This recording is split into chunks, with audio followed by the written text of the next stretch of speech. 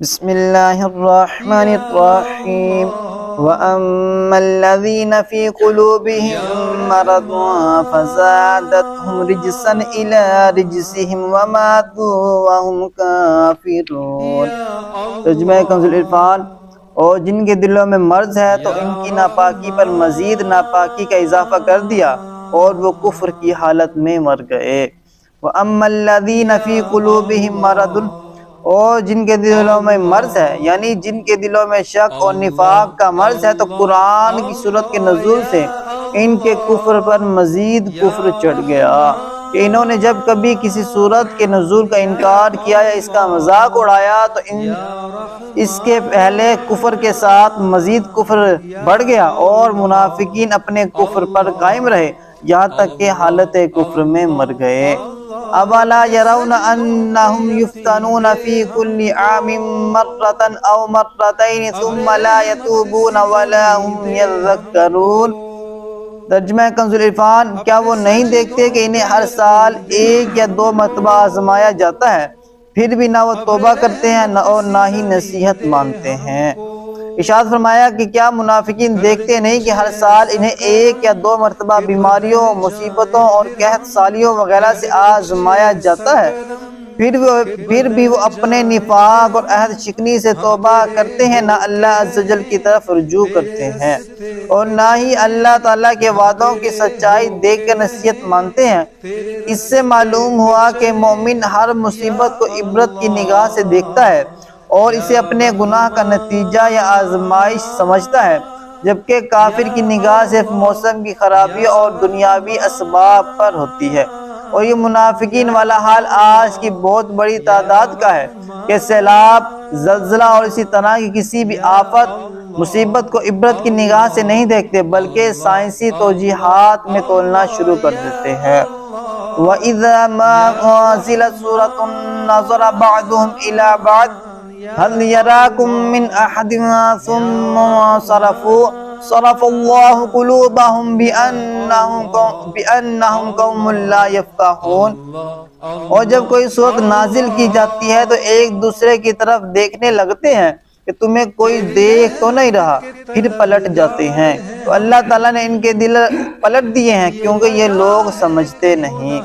وَإِذَا مَا أُنزِلَتْ سُورَةٌ، اور جب کوئی صورت نازل کی جاتی ہے، اس آیت کا خلاصہ یہ ہے کہ جب کوئی ایسی صورت نازل کی جاتی ہے جس میں منافقین کو زجر و توبیخ اور ان کے نفاق کا بیان ہو تو وہاں سے بھاگنے کے لیے ایک دوسرے کی طرف دیکھنے لگتے ہیں اور آنکھوں سے نکل بھاگنے کے اشارے کرتے ہیں اور کہتے ہیں کہ جب تم اپنی نشست گاہ سے اٹھو تو اس وقت مؤمنوں میں سے کوئی تمہیں دیکھ تو نہیں رہا، اگر دیکھ رہا ہو تو بیٹھ گئے ورنہ نکل جاتے ہیں۔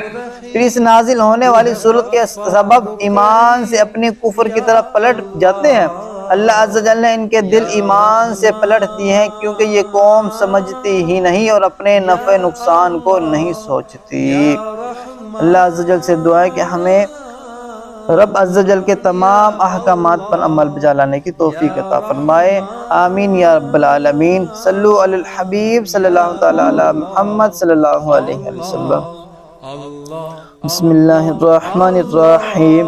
صلی اللہ علیہ سیدنا و مولانا محمد ما هو اہل۔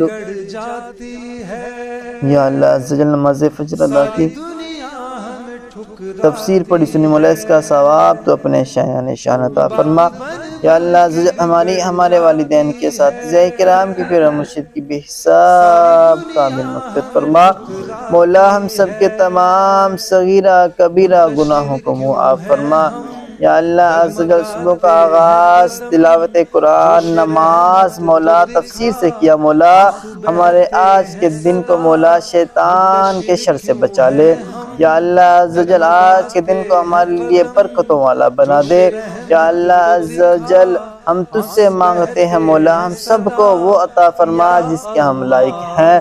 یا اللہ عز و جل اب ہم گناہگار ہیں مولا، مانتے ہیں کہ بہت گناہ کرتے ہیں، لیکن مولا تیری شان مولا ہم سے بہت بڑی ہے۔ مولا اپنی شان کے لائق ہمیں عطا فرما، مولا اپنی شان کے لائق ہمیں عطا فرما۔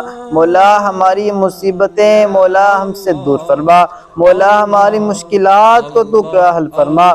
یا اللہ عز و جل ہمیں آزمانا مولا، بے شک ہم آزمائش کے لائق نہیں، مولا ہم سب پر اپنا خصوصی کرم فرما، مولا ہمارے بیماروں کو شفا عطا فرما۔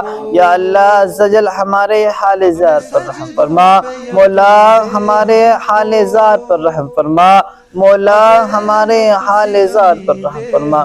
وصلی اللہ تعالی علی خیر خلقہ محمد وعلی آلہ وصحبہ اجمعین برحمتک یا ارحم الراحمین۔